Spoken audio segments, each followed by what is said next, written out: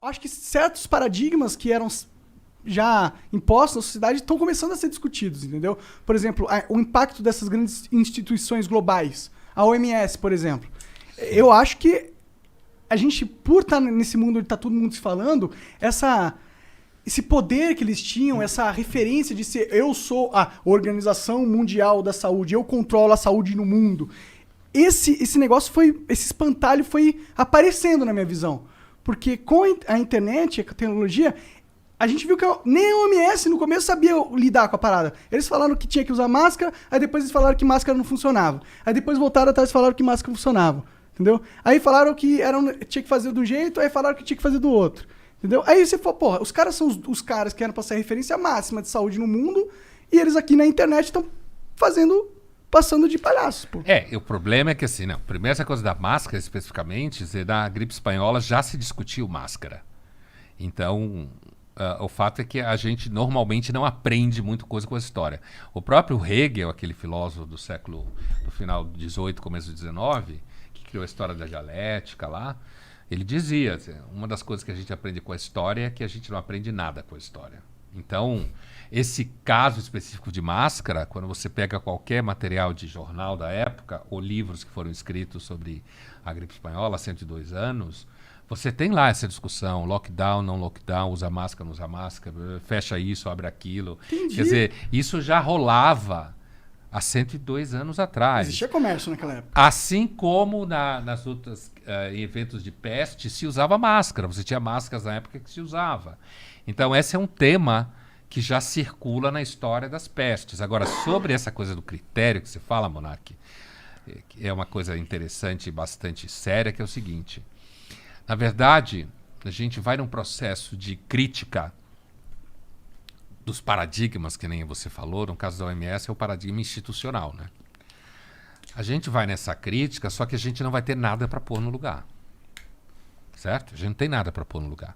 Porque o que acontece é quando a gente começa a relativizar tudo, que é uma coisa que na filosofia começou a rolar uns 2.500 anos atrás, a Grécia, né? Foi que inventou esse negócio de relativizar as coisas. Foi mais ou menos quando começou toda essa história de filosofia. Mais ou menos, né? Mais uns 2.500 anos atrás, que começou a questionar, eles não usavam a expressão relativizar, mas essa coisa de dizer que a verdade depende do ponto de vista de cada um, a democracia era corrupta em Atenas, tinha gente que fazia conspiração, roubava no voto, tinha fraude, toda essa conversa que a gente tem hoje, há 2.500 anos atrás, já aparecia em Atenas, né? Mas o que significa é que, de fato, existe um problema, porque parece que tudo que a gente consegue construir historicamente, socialmente, são convenções. E aí, quando a gente começa a questionar as convenções, o questionamento não para. Não para, entende? Assim, a OMS cai por terra, eu entendo o que você fala, apesar de que a ciência continua dependendo de um certo grau de institucionalização. Senão a gente não consegue fazer coisa nenhuma. Mas é que a OMS é uma instituição global. Ou seja, ela é uma lógica de centralização de poder. Política. Super política. Super política. Inclusive. E eu acho que poderiam existir, sei lá, 20 OMS, tá ligado? 20 referências em saúde. E aí cada uma com o seu valor institucional. Eu tenho medo, não, eu fico com o pé atrás, eu acho que é uma pegadinha política esses órgãos institucionais globais, entendeu? Tipo ONU, OMS, esse negócio que ninguém controla e o mundo inteiro controla. Tipo, eu não acho que essas são instituições democráticas, entendeu? Eu não acho que elas realmente estão pensando no mundo pro melhor do mundo. Eu vejo elas como instituições que foram totalmente sequestradas por poderes muito maiores do que os nossos, e elas seguem a cartilha da convenção dos poderosos, entendeu? Eles não seguem um rigor de, tipo, prezar pela humanidade, o certo é o certo, e a gente tem... Não, porque... E o que prova isso? As atitudes dele. Tipo, se você tem esse rigor pela humanidade, você não é um órgão corrompido, você não fica, tipo... Você não se põe como o órgão de sabedoria de todos e fala que não é pra usar máscara, sendo que a convenção de 100 anos atrás é que tinha que usar máscara, tá ligado? Na verdade, é que a gente não sabe o que é certo exatamente, né? Não que eu sabe. parto de outro pressuposto. Eu acho que a humanidade sempre é corrupta e a gente não sabe com certeza o que é certo. A gente tem alguns momentos que é claro o que é certo e há alguns momentos em certos grupos que Parece que é o certo. Esses órgãos multilaterais, tipo ONU, Organização Pan-Americana de Saúde, a OPAS, Unicef, esse barato todo a partir da ONU surgiu depois da Segunda Guerra Mundial, né? Que foi uma tentativa, porque você teve uma Europa que se matou. Se a gente vou fazer uma conta assim grosseira, mas nem por isso falsa, a Europa começou, sem levar a Idade Média em jogo, porque aí a gente vai bem longe, mas assim, dos final do século XVIII para cá, a Europa ficou se matando até 45. E também se matou nos Balcãs nos anos 90, né? Mas assim, então a Europa entrou, e com o surgimento da Revolução Industrial, ao longo do 19, se matou muito. Muita violência que acabou na Primeira e na Segunda Guerra Mundial, com a gripe espanhola no final da Primeira Guerra Mundial. Então, esses órgãos multilaterais, eles têm o objetivo de meio que institucionalizar conflitos.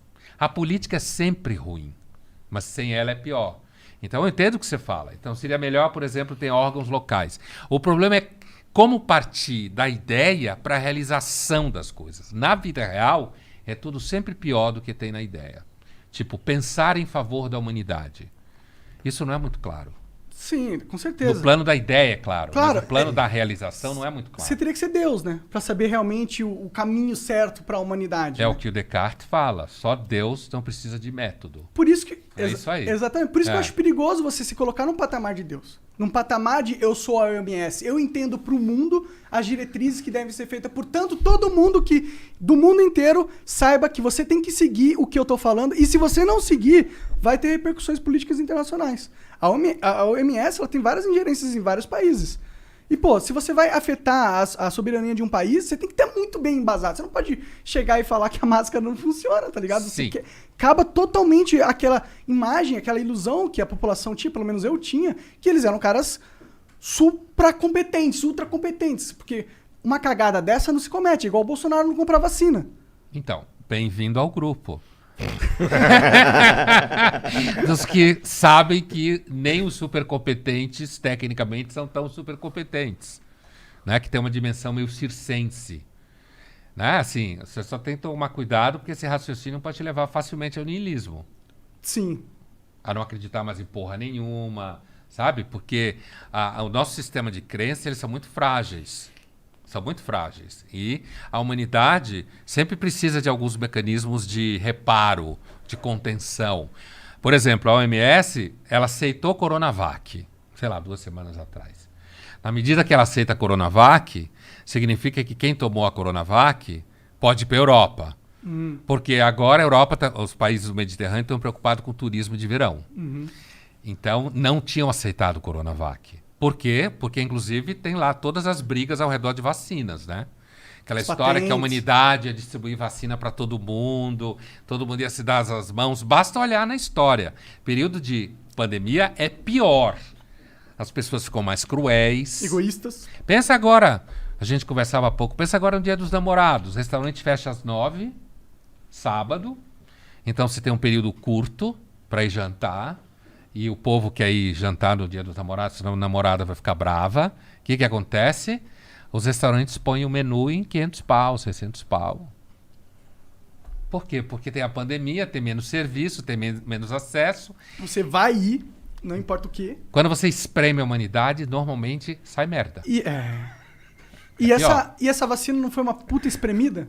Porque todo mundo foi obrigado a comprar a vacina, né? Você deu um poder, a partir do momento que a pandemia surgiu, você deu um poder para essas grandes farmacêuticas incrível. Incrível. Porque as vacinas é uma experiência que tem funcionado, né? Sim, sim. Não, eu acho que tem que ter vacina. Não sou contra as vacinas. Eu sei. Eu só acho que, tipo, sabendo que a gente tá numa situação comercial onde a demanda vai ser universal e a gente tem poucas pessoas que têm a capacidade de dar essa oferta, a gente consegue imaginar que vai ocorrer um mercado de monopólio ali. E para isso, eu acho que os governos, eles tinham que, sabendo que isso ia acontecer, preparar medidas para mitigar isso, né? Mas os governo e mercado estão intimamente associados, que nem nós. Nós também estamos metidos com o mercado. Total. É que normalmente quando está no nosso locus ali, no nosso universo, a gente não vê tão claro. A gente vê que tem que pagar boleto. Mas quando você sai, todo mundo tem que pagar boleto, inclusive os governos. E as empresas têm que vender para ter emprego. Ciência custa caro pra caralho. E nesse caso de vacinas hoje e tal, a gente tem aí no horizonte uma competição em saúde entre tecnologias chinesas e tecnologias americanas e europeias. E saúde é um grande mercado, todo mundo quer viver mais. Ficar mais bonito, ter filho mais bonito, ter um só, 2, mas mais bonito, mais saudável. É um puta mercado, medicina. Sim, com certeza. Muito sangue ainda vai rolar por causa disso. Bom, Caralho. se a gente olhar pro lado positivo, muito sangue deixou de rolar também, né? Aonde? E No vacina Brasil? evita que mais gente morra, né? Sim. Se Bolsonaro, aquela besta, tivesse comprado vacina, Uma besta quadrada. certo?